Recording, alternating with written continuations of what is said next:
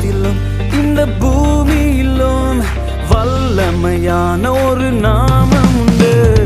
மனுஷருக்குள்ளே வல்லமையான வேறொரு நாமம் இல்லை. மனுஷருக்குள்ளே வல்லமையான வேறொரு நாமம் இல்லை. அவர் நாமம் இயேசு கிறிஸ்து. அவர் நாமம் இயேசு கிறிஸ்து. அவர் நாமம் இயேசு கிறிஸ்து.